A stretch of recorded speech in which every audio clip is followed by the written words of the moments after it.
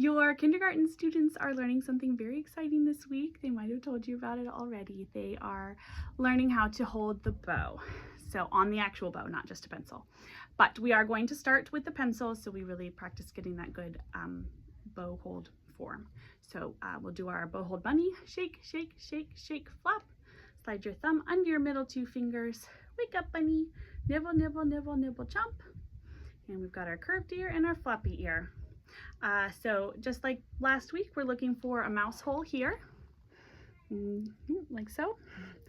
So two things contribute to this rounded shape. We've got the bent thumb, and then we also have a very gently curved first finger, not a tightly curved first finger. So just gently flop that over and it will just naturally curve and contribute to the rounded shape here in the palm. The other thing we're looking for are the squashy knuckles. The pinky knuckle is the easiest to squash. And if the hand is relaxed, you should see not just this knuckle going in, but you should see these knuckles also moving as well. So what we really want to see, ultimately what we're working for is that kind of springy knuckles all throughout the fingers, like so. But we're just starting out, we're just testing this one here.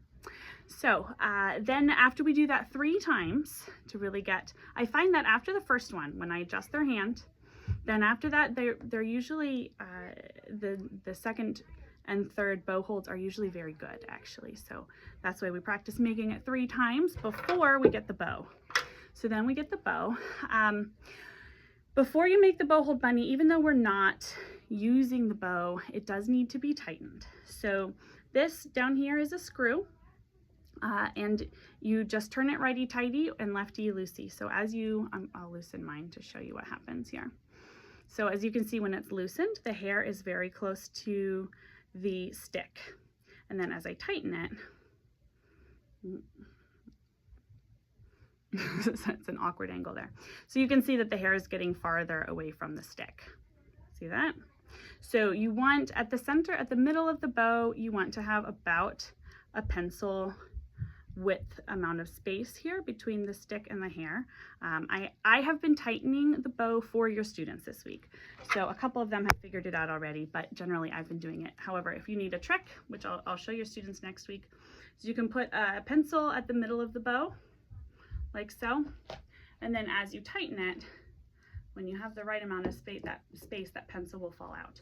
However, if your student has a 1/10 size violin, which most of your students do, you're going to need a little bit more space than that, just because the bows are so short. That's just how it works out with the tension.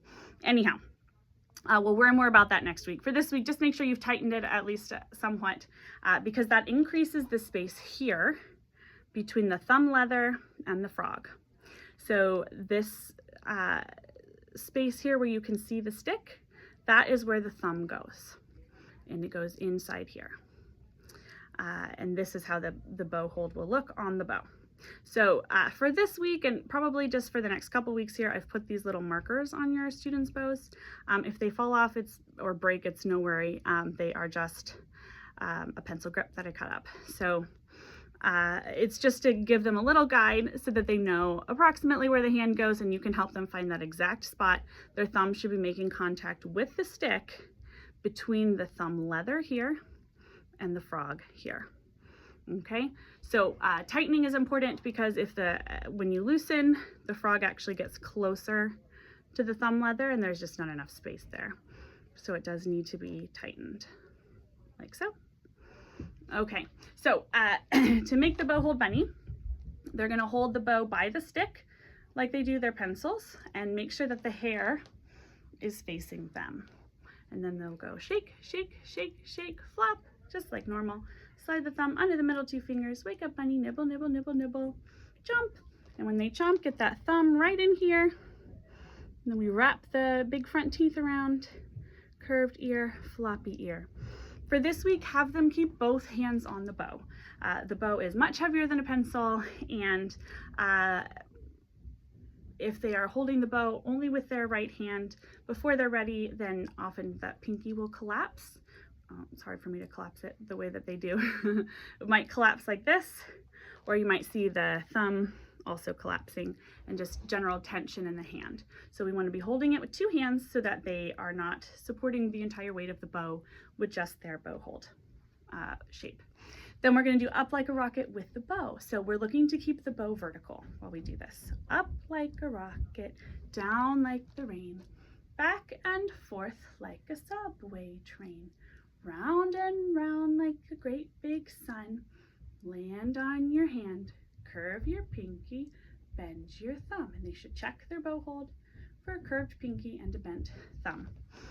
And that's it. That's all we're doing with the bow for this week. If your students are just chomping at the bit to get the bow on the strings, help them put their violin up on their shoulder and make sure that they are keeping that bow hold bunny. Set the bow on the E string, and they can scrub a little if they're really dying to. We'll learn about putting the bow on the string next week in class. All right, so that's it with the bow. When you're done with the bow, when you're packing up, make sure that the bow hair does get loosened again.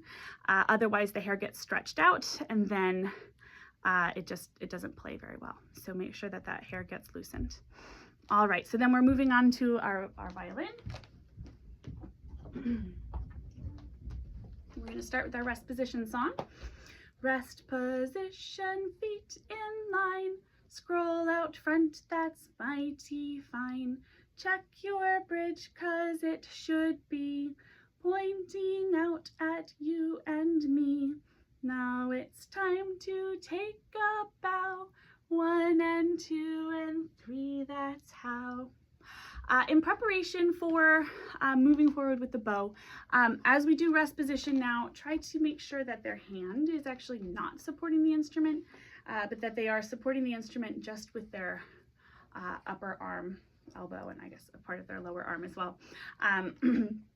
For me, I put the tailpiece right in the crook of my elbow, and that supports the instrument perfectly fine, and they shouldn't need their hand. But next week and moving forward, they're going to need their hand to hold the bow. So here we are, rest position, and then we're going to get into playing position. So we have zip, step. Oh, you know what? I forgot, before we do that, we'd have our special circle slides. So just like normal, I'm going to put our little circle here at the crease by that base knuckle. And we're just sliding that back and forth, making sure that the thumb is also touching the neck on the opposite side of that special circle. We want both both contact points, the thumb and the first finger. We're sliding back and forth, just like a polishing motion. The other thing to look for is that the motion is initiating from the elbow and not from the wrist. Don't want to see a floppy wrist here, just moving the elbow, initiating the movement from the elbow. Okay, so now we go to playing position. So we have zip, step, sway. Mr. Snappy swims under the violin, thumb on the back and snap on the strings. Stop the traffic, button to the sky, make a silly hat, hello ear, and snuggle into your shoulder. Okay, once that's nice and comfy, Mr. Snappy swims away and rainbow fingers come to play. A couple students are still struggling with getting that shoulder rest up on the shoulder, and they're really wanting to bring the violin down here. So do check when they get up into playing position, check that that shoulder rest is up on their shoulder, and as they're playing in playing position, continue to check that the violin isn't sliding down like this. We do need to have that up on the shoulder, and we want to have little or no space between the violin and their neck. Okay, so next we have our finger taps on the violin. So we're tapping first finger, second finger, third finger, which moves with a buddy, and then fourth finger. So as to be expected, we're still struggling with the moving the third finger, which is totally normal. And the one thing to look for is just that that the third finger is tapping by itself, even though the fourth finger is moving. So we don't want to see them kind of attached or crossed like this. the fourth finger can be up and the third finger is tapping. And then the fourth finger taps by itself. The other thing to note is that we want to have the wrist in a neutral position, not out or in. And we do want to be tapping right on the fingertip rather than stretching them out this way. So stay on those fingertips. Okay, so then we have our two songs to play, Hot Cross Buns and Mary Had a Little Lamb. In preparation for a little performance that we're going to do in morning assembly on Tuesday, December 23rd, we are practicing playing Hot Cross Buns 2 times without stopping. So that will look like this. We're starting on the A string. Of course, they can sing it first. So, hot cross buns, hot cross buns, 1 a penny, 2 a penny, hot cross buns. Do, so, do, do, so, do, do, do, so, so, do, so, do, A, E, A, A, E, A, A, A, E, E, A, E, A. And then we have thumb down on the side of the fingerboard, pizzicato finger on the A string, ready to start, but making no sound. This is something important to practice for our performance. So make sure that we can get in this position and ready to start, but without making any sound. And then ready.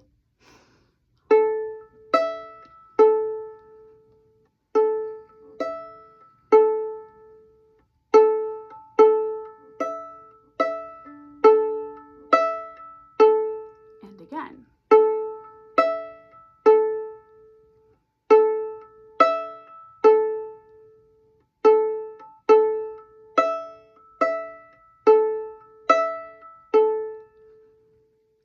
Now, for our performance, I will play the harmony with them the first time through, and then I will play the melody with them the second time through. So if you want to help them prepare for that, you could sing the harmony the first time through, and then you could sing the melody with them the second time through.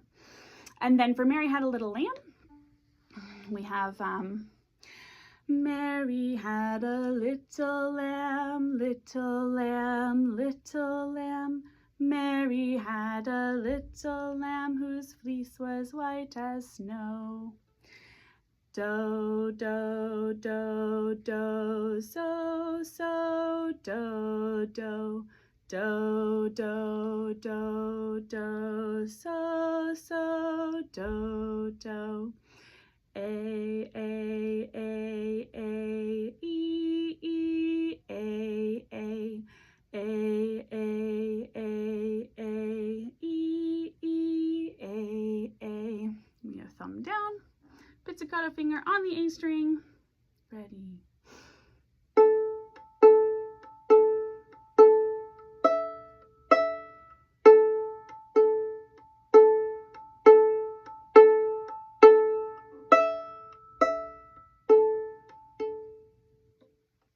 And that's it. You can also practice a bow, go back into rest position, and 1 and 2 and 3 and that's everything.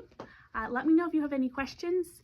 I will also upload another tuning video, sort of a tune with me kind of video to help you with tuning at home. And I think that's everything. So happy practicing.